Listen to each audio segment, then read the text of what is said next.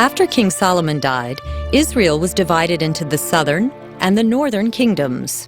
Jeroboam was the first king of the northern kingdom. In order to consolidate his power, Jeroboam made 2 golden calves. One he set up in Bethel and the other in Dan,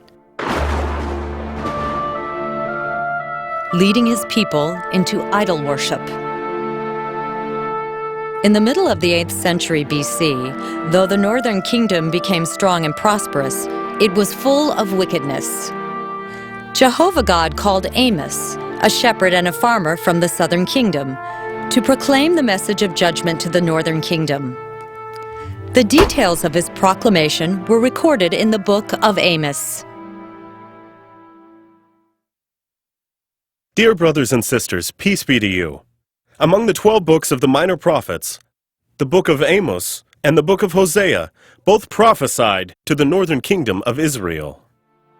If we say the Book of Hosea emphasized on the love of God, then we could rightly say the Book of Amos emphasized on the righteousness of God. Comparing the 2 books, Amos and Hosea, Amos describes in more detail how Israel, the northern kingdom, had sinned against God and how God had warned them. In the Book of Amos, 2 special scenarios were used to bring out the central message of the book. But let justice roll on like a river, righteousness like a never-failing stream. The Lord roars from Zion and thunders from Jerusalem. The pastures of the shepherds dry up, and the top of Carmel withers. God desires justice and righteousness to flow out like roaring waters and a raging river. But the deeds of the Israelites made Jehovah roar like an angry lion. Jehovah God is slow to anger, so when he gets angry, it must mean he has reached his limits.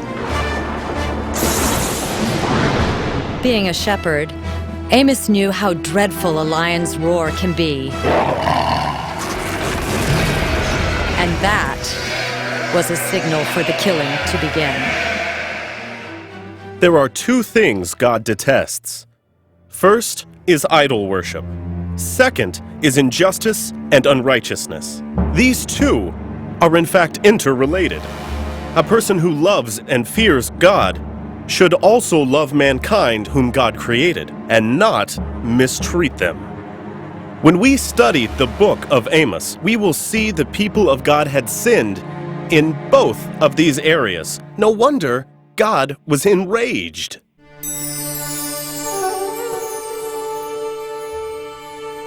The Book of Amos has 9 chapters. Chapter 1, verses 1 through 2 is the prologue. Chapter 1, verse 3 to chapter 2, verse 16 is God's judgment to all the nations. Chapter 3, verse 1 to chapter 6, verse 14 is God's judgment against Israel, the northern kingdom. Chapter 7, verse 1 to chapter 9, verse 10 recorded 5 visions of the prophet. Chapter 9, verses 11 to 15 is God's promise to restore Israel.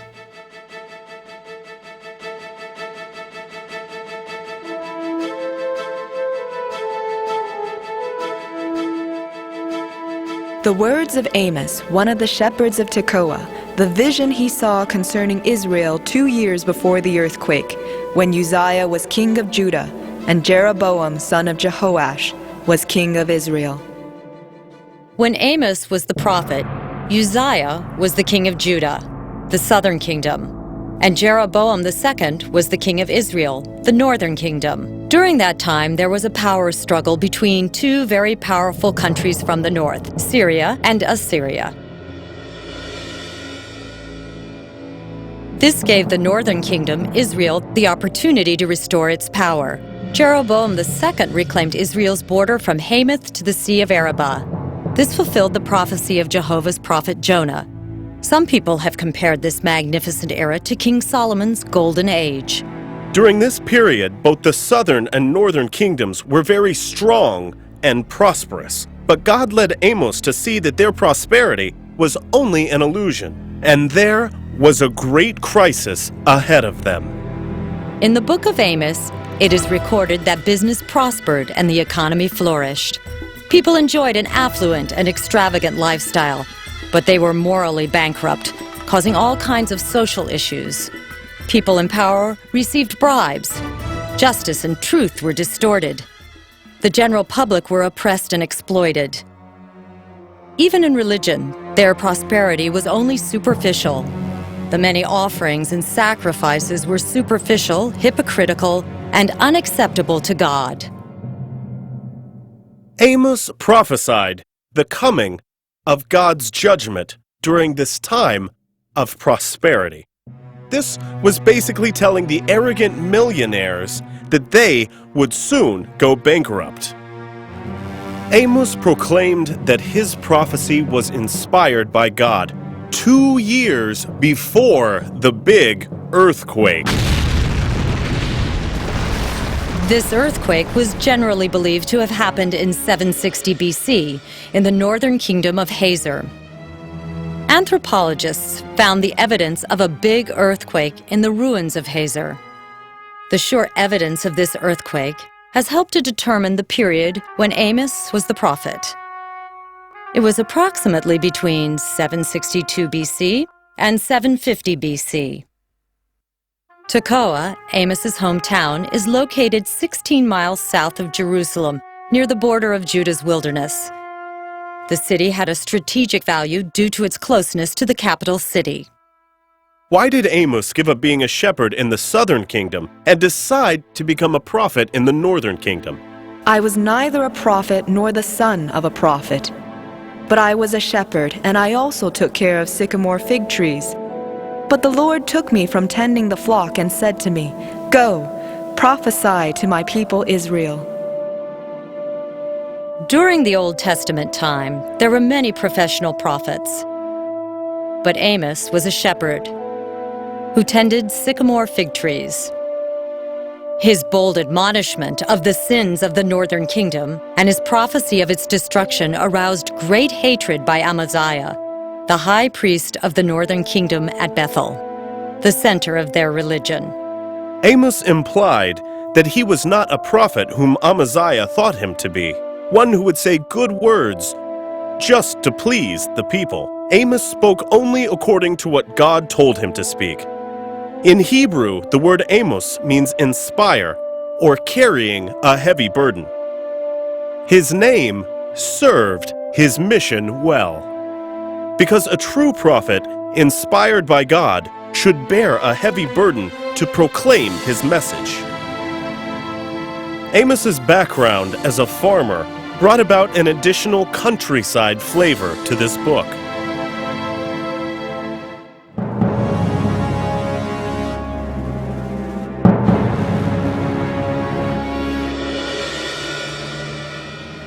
Before Amos prophesied against Israel, the northern kingdom, God wanted him to declare his judgment to the Gentile nations first.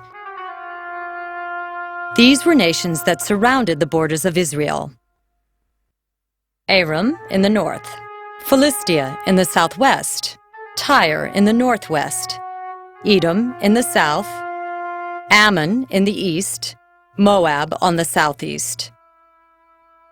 God arranged it this way to let the Israelites see his power to rule over all nations, and he is the Lord of the history. Even though the Israelites were God's chosen people, they still needed to take responsibility and be subjected to his righteous judgment. God was reminding them if he was stern with the Gentile nations, then he would be even more stern to his own people because they have God's decree to live by. Breaking the law knowingly will surely deserve more severe punishment. Amos used a similar rhythmic pattern to proclaim God's judgment to each nation, all of which began with, "Thus says the Lord." At the end of the message, he emphasized once again, "says the Lord." He kept emphasizing the sins of all nations by using the phrases, "For 3 transgressions and for 4, I will not turn away the punishment." 3 transgressions and for 4 meant repeating the actions again and again countlessly. It also meant sins deserving full punishment. Using such harsh terms helps us to understand the magnitude of God's forgiveness and patience. Whether to His own chosen people or to the Gentiles, God would not punish them the first time they sinned. He gave them many warnings. Only if they continued to ignore His warnings, then God's judgment would fall on them. When God is ready to judge any nation, He will first list out their sins to show that His judgment is based on true evidence. Aram threshed Gilead with sledges of iron. Philistia carried away the captives and delivered them up to Edom. Tyre delivered up the whole captivity to Edom, forgetting their brotherly covenant. Edom pursued his brother with the sword, showed no pity, was full of anger, and kept his wrath forever. Ammon ripped open the pregnant women of Gilead so they might enlarge their borders. Moab burned the bones of the king of Edom into lime. In the sins committed by these 6 Gentile nations, we see 2 similarities. First, they are very inhuman. They have no respect for life. Second, they all oppressed God's people. God's punishment for each Gentile nation were similar. He used fire to burn down the capital city, representing how God's punishment would fall on the whole nation. After these proclamations, Amos turned to God's people, beginning with the southern kingdom of Judah. He then turned to the northern kingdom of Israel. Let us see if there was any difference with God's judgment on His own people. Because they have rejected the law of the Lord and have not kept His decrees, because they have been led astray by false gods, the gods their ancestors followed. The charges against Judah and the charges against the Gentile nations were different. Judah is God's chosen people. Since ancient times, God has used many signs and wonders to show His people that He is the only true God. He also made a covenant with them and issued His law commanding them to obey. But Judah refused to live a life according to God's law and lost in the way of life as God had taught them. In the pronounced judgment, sins of the northern and sins of the southern kingdoms were similar. Amos cited many examples. They sell the innocent for silver and the needy for a pair of sandals. Father and son use the same girl and so profane my holy name. I also raised up prophets from among your children and Nazirites from among your youths. Is this not true, people of Israel? Declares the Lord. But you made the Nazirites drink wine and commanded the prophets not to prophesy. Bribing the judges, betraying the innocent, worshiping idols, committing adultery, rejecting piety and godly regulations, suppressed the messages of God's prophets. Israel committed many sins. The result was God's punishment. How did Amos describe the tragic sight of their future? Now then, I will crush you, as a cart crushes when loaded with grain. The swift will not escape, the strong will not muster their strength, and the warrior will not save his life. The prophet saw a poignant scenario. The people who lived in Israel were crushed into pieces, as if they were run over by an overweight vehicle. And no matter how strong they were, no one could escape, nor could anyone be saved. 30 years after Amos's prophecy, Israel, the northern kingdom, was destroyed by the ruthless Assyrians. This prophecy was completely fulfilled.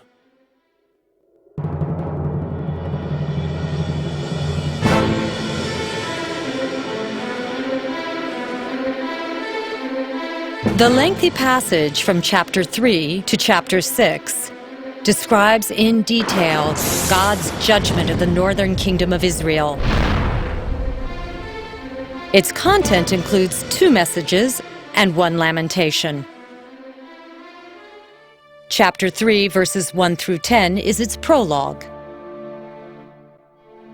Hear this word, people of Israel, the word the Lord has spoken against you, against the whole family I brought up out of Egypt. You only have I chosen of all the families of the earth. Therefore I will punish you for all your sins. Israel had been enslaved in Egypt for 400 years, with no hope and no future. God set them free and brought them safely into the promised land. All because He knows and loves them deeply. He made a covenant with them and chose them to be His people. But God did not give His people the right to sin. Instead, He expected them to live a righteous life, bearing witness for Him. It was when they had rejected Jehovah, worshipped idols, and turned away from His law. Then God demanded them to repay for their sins. The prophet used a string of related metaphors to illustrate the theory of cause and effect in all things. Do 2 walk together unless they have agreed to do so? Does a lion roar in the thicket when it has no prey? Does it growl in its den when it has caught nothing? Does a bird swoop down to a trap on the ground when no bait is there? Does a trap spring up from the ground if it has not caught anything? When a trumpet sounds in a city, do not the people tremble? When disaster comes to a city, has not the Lord caused it?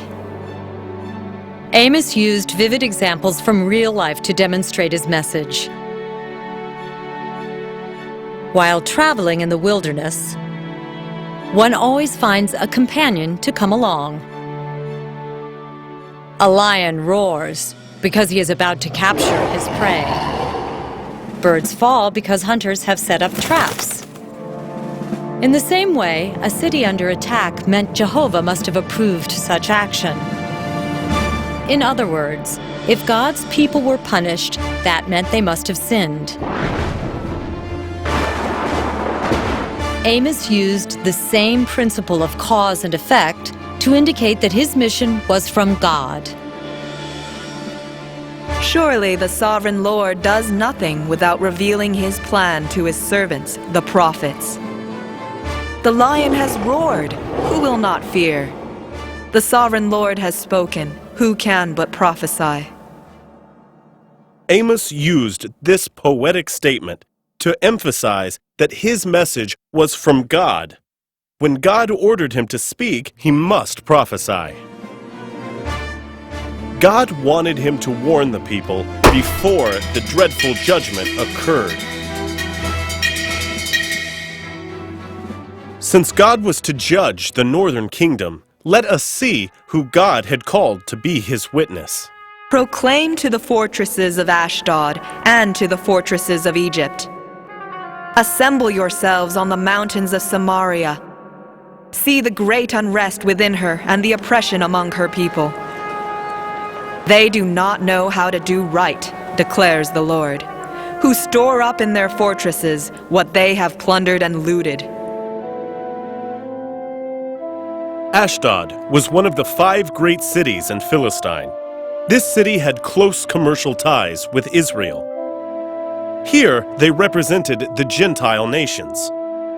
God's plan was to make Israel an example to the Gentiles, but instead now He used these nations with such low moral standards as witnesses to Israel's unrighteous deeds.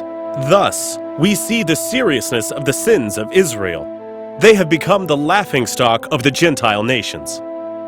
Amos continued to use many vivid examples to describe God's judgment of the northern kingdom, especially to the rich, the powerful, the famous, and the social elites. Woe to you who are complacent in Zion, and to you who feel secure on Mount Samaria, you notable men of the foremost nation to whom the people of Israel come. You lie on beds adorned with ivory, and lounge on your couches. You dine on choice lambs and fattened calves. You strum away on your harps like David, and improvise on musical instruments. You drink wine by the bowlful and use the finest lotions, but you do not grieve over the ruin of Joseph. Therefore, you will be among the first to go into exile. Your feasting and lounging will end. In ancient times, Israelites sat on the ground to eat their meals. But the rich people at that time imitated the lifestyle of the Gentiles by lying on luxurious couches to eat, drink, and play their musical instruments. They put on expensive perfume and lived a luxurious lifestyle. They were not mindful of the needs of the poor. God is a generous giver to mankind. He delights in his people living a life of abundance. But if they used wrongful means, like exploitation, oppression, and other unrighteous ways to gain benefits from others, then they have ignored God's law. Their idol worship had become a great offense against Jehovah God. In the ruins of Samaria, archaeologists found pieces of ivory furniture, tools, and carved idol images. Therefore, the prophet foretold that those who lived a luxurious lifestyle would be the first taken into captivity. Later, it happened exactly as prophesied. Whether it was the Assyrians who destroyed the northern or the Babylonians who destroyed the southern, the king, the noblemen, and the talented people were all taken into exile, leaving behind the poor. The sovereign Lord has sworn by his holiness. The time will surely come when you will be taken away with hooks, the last of you with fish hooks. You will each go straight out through breaches in the wall, and you will be cast out toward Harmon, declares the Lord. From the wall painting dug out by archaeologists from the Assyrian palace, we see pictures of the Assyrians using fish hooks to hook up people. This was the way they treated their captives. Amos reprimanded not only the luxurious lifestyle of the northern kingdom, he also reprimanded their superficial worship life. Go to Bethel and sin. Go to Gilgal and sin yet more. Bring your sacrifices every morning, your tithes every 3 years. Burn leavened bread as a thank offering and brag about your free will offerings. Boast about them, you Israelites, for this is what you love to do, declares the sovereign Lord. Bethel and Gilgal were originally the places where God had made a covenant with Israel's ancestors. But they had become major centers for idol worships. Their ceremonial worship of idols was so licentious that the prophet ridiculed their action as that of sinning rather than making an offering. The prophet mocked their overly frequent offerings as something they enjoyed doing just to show off. Let us look at Jehovah's original requirements for offering. According to the teaching in Deuteronomy chapter 16, God required his people to keep the Passover, the Pentecost, and the Feast of Tabernacles in Jerusalem once a year to remember the salvation of Jehovah, to thank him for his blessings, and to use this opportunity to review God's law.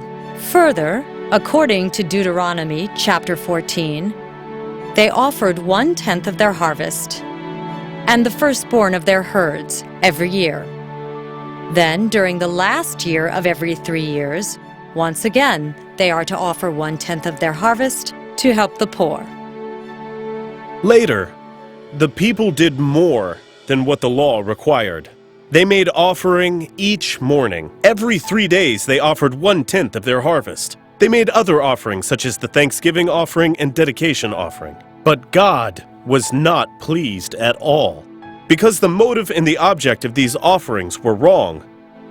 They were offering to false gods, only for their own benefits. Their celebrations were elaborate during these festivals. They presented offerings and worshipped with singing and music. But since they disregarded the justice and righteousness which God regarded as important, God was not pleased with them. Their singing and music had become an irritating noise to God. As for the wrongdoings of the Israelites, God had warned them repeatedly of their 3 sins and even 4, to lead them to repentance. But each time they rejected God. In Amos chapter 4, verses 6 to 11, God repeated 5 times, "Yet have you not returned to me." I gave you empty stomachs in every city, and lack of bread in every town, yet you have not returned to me, declares the Lord. People staggered from town to town for water, but did not get enough to drink, yet you have not returned to me, declares the Lord. Many times I struck your gardens and vineyards, destroying them with blight and mildew. Locusts devoured your fig and olive trees, yet you have not returned to me, declares the Lord. I sent plagues among you as I did to Egypt.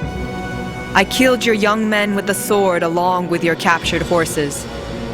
I filled your nostrils with the stench of your camps, yet you have not returned to me, declares the Lord. I overthrew some of you as I overthrew Sodom and Gomorrah. You are like a burning stick, snatched from the fire, yet you have not returned to me, declares the Lord. We can feel the waves of sadness and disappointment that God felt one after the other until he could not help but judge. Therefore, this is what I will do to you, Israel. And because I will do this to you, Israel, prepare to meet your God. Prepare to meet your God means God is to judge, and the result would be Israel's destruction. Amos had described beforehand the plight of the north after the destruction to help us visualize the desolation. Therefore, this is what the Lord God Almighty says. There will be wailing in all the streets, and cries of anguish in every public square. The farmers will be summoned to weep, and the mourners to wail. There will be wailing in all the vineyards, for I will pass through your midst, says the Lord. Public squares, streets, and vineyards. These were places where Israelites held festive celebrations. Later, these would turn into places to hold funerals. Israelites are very respectful of the dead and take their funeral services seriously. They even pay for the professional mourners to wail. The prophet wrote that under God's severe punishment, there would not be enough wailers to hire. Farmers would have to help as wailers. If this message of God's judgment of the northern kingdom were to be put into music, it would be the lamentation of lamentations. However, in the midst of this great grief, 2 short, beautiful poems were inserted. These are Amos's songs of praise. He who forms the mountains, who creates the wind, and who reveals his thoughts to mankind, who turns dawn to darkness and treads on the heights of the earth. The Lord God Almighty is his name. He who made the Pleiades and Orion, who turns midnight into dawn and darkens day into night, who calls for the waters of the sea and pours them out over the face of the land. The Lord is his name. With a blinding flash, he destroys the stronghold and brings the fortified city to ruin. In these 2 short poems, The prophet emphasized that the God the Israelites would meet was no ordinary God. He is the creator of the universe. He has power over all things above heaven, under earth, and in this world. He is the Lord of hosts, whom no one could humiliate.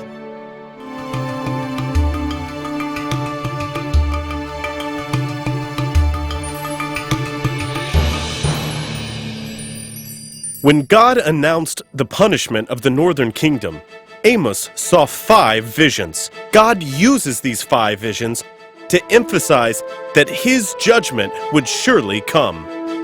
This is what the sovereign Lord showed me. He was preparing swarms of locusts after the king's share had been harvested, and just as the late crops were coming up. The first vision was swarms of locusts, which showed that the people had given their first crop as taxes due to the king. While they were waiting for the second harvest to feed their families and livestock, God let swarms of locusts strip clean the crops and fodder for the livestock. As a farmer, Amos was well aware the harm the locusts could do to the crops. So he pleaded for God's forgiveness for the Israelites, and God listened to his intercession and relented on sending the locusts. This is what the sovereign Lord showed me. The sovereign Lord was calling for judgment by fire. It dried up the great deep and devoured the land. The second vision was of fire. God ordered fire to come down fiercely from heaven. It burned and dried not only the waters above ground, but even that which was underground. Some said this vision suggested that God would punish Israel with drought.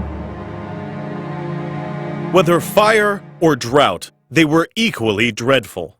Amos thought they wouldn't be able to bear it at all. So, once again, he interceded for God's forgiveness.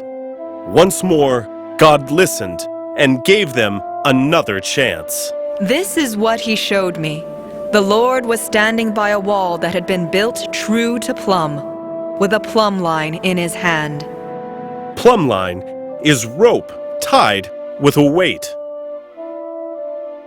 It was a tool used by builders to test whether the walls were perpendicular, to test whether the walls were vertical. Amos saw God using a plumb line to measure Israel's integrity, to see if they are righteous.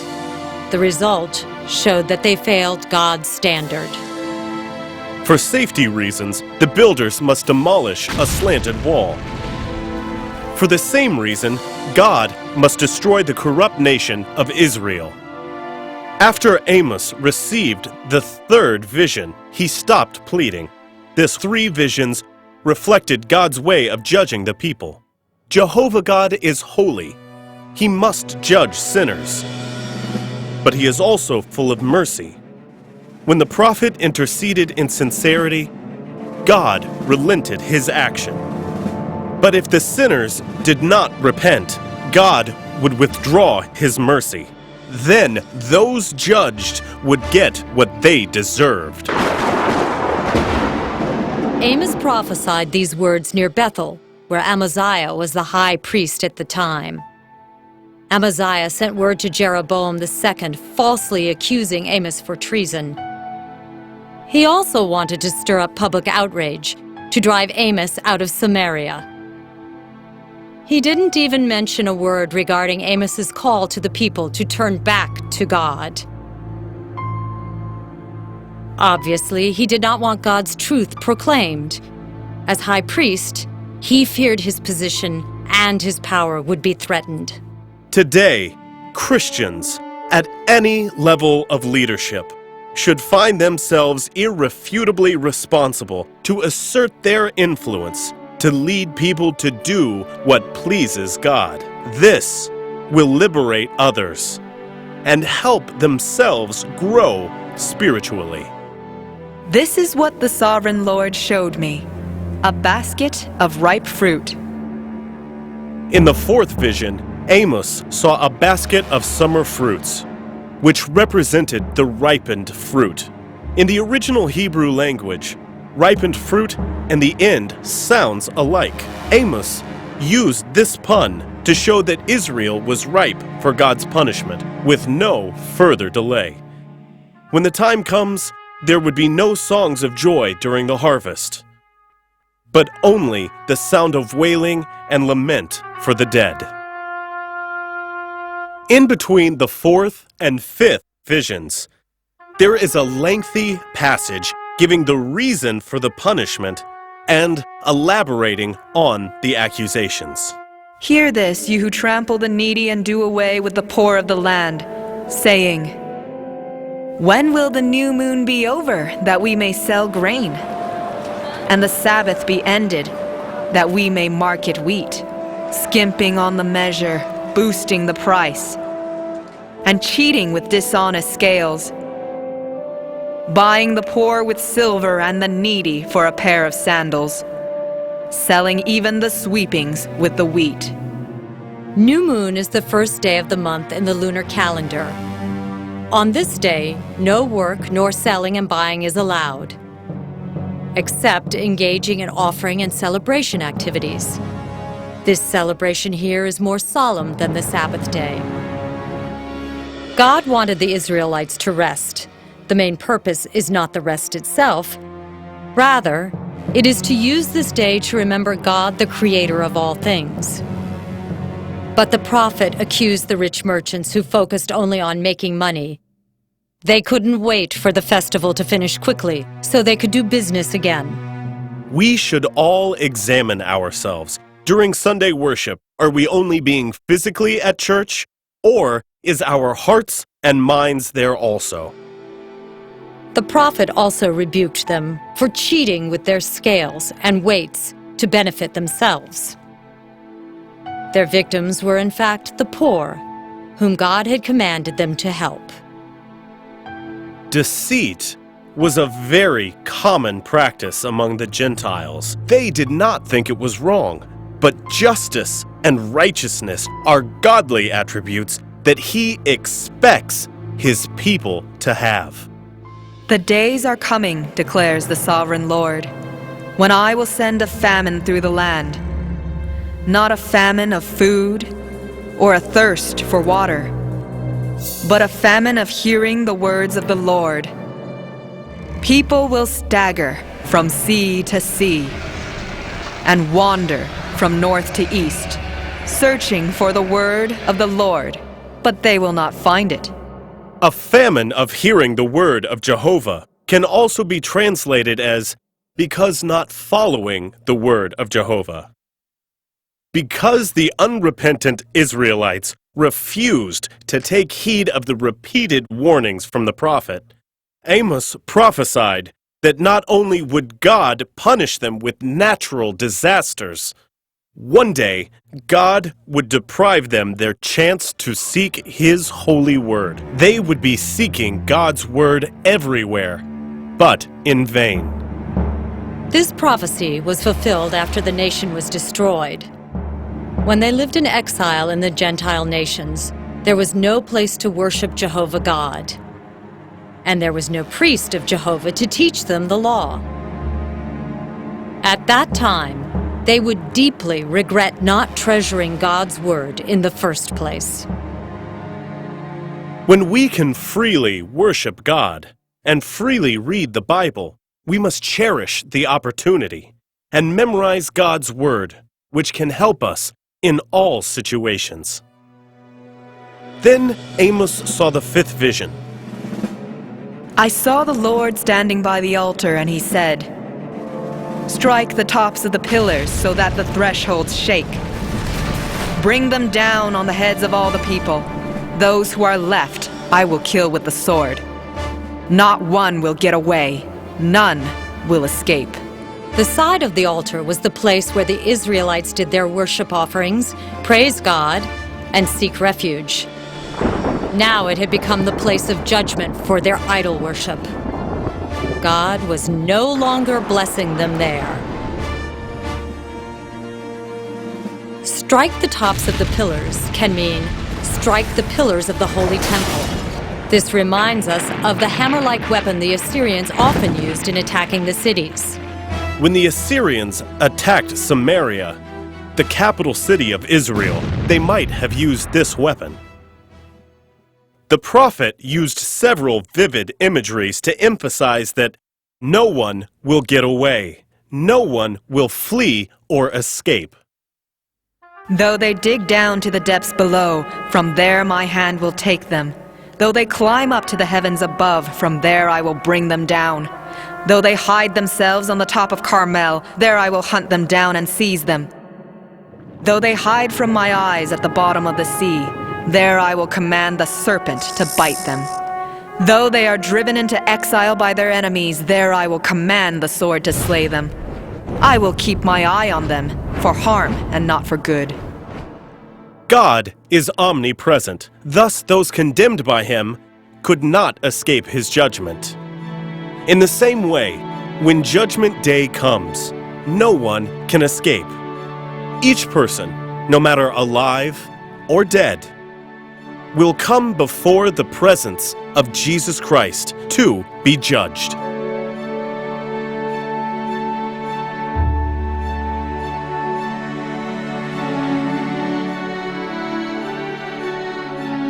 Surely, no one can escape God's judgment. God has never meant to censure men. His judgment has the power to edify and to strengthen. His purpose is for man to learn from his discipline. As a conclusion to the Book of Amos, God lifted Amos's perspective beyond national doom and captivity to the positive hope of restoration. In that day, I will restore David's fallen shelter. I will repair its broken walls and restore its ruins, and will rebuild it as it used to be, so that they may possess the remnant of Edom and all the nations that bear my name, declares the Lord, who will do these things. This prophecy not only mentioned God's people would be restored, it also mentioned that they will recover their land. In the last 3 verses of this book, it is prophesied that they would live peacefully in the land which God gives them.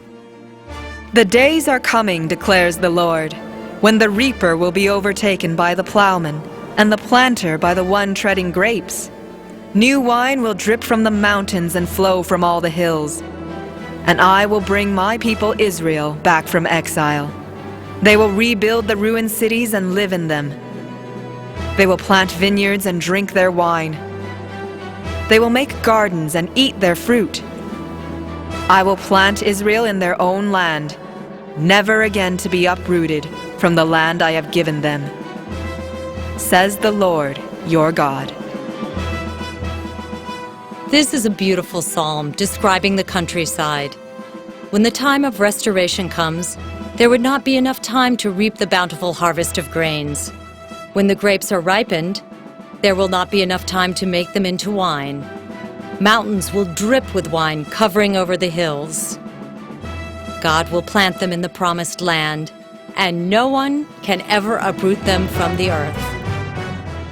Believers in Jesus Christ will become God's new chosen race. Like the Israelites, sometimes they will be chastised by God, but can never be eradicated, as the salvation and blessing from God could never be taken from us.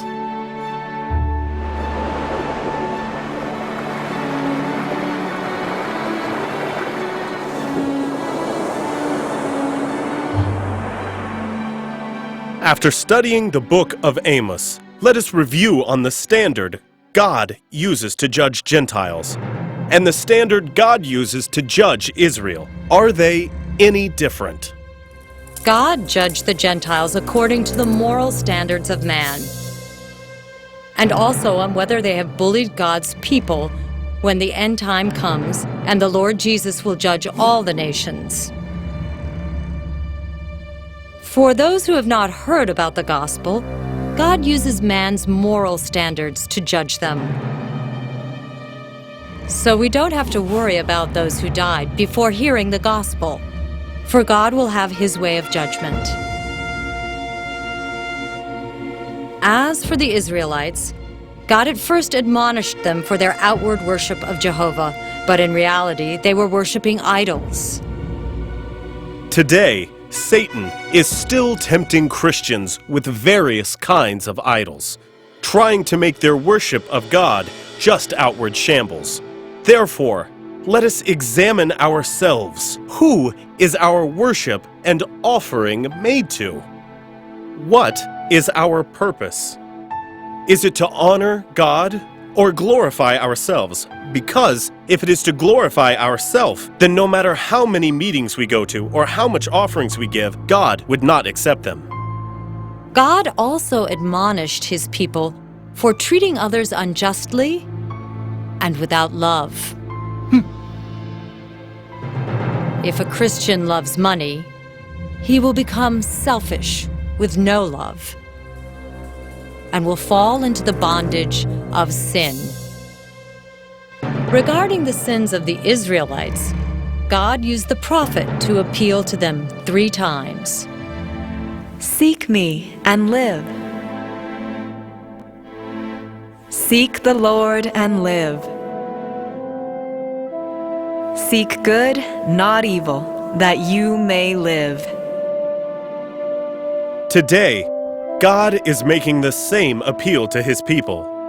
Do we live for God and seek his will all the time? Do we long to please him in the way we live? Do we honor him in everything we do? Through the prophet Amos, God reminds us, prepare to meet your God.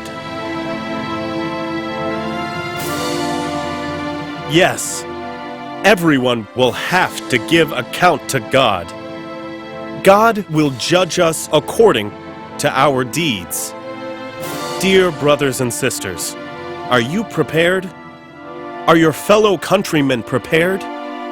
Let us all prepare to meet our God. God bless you.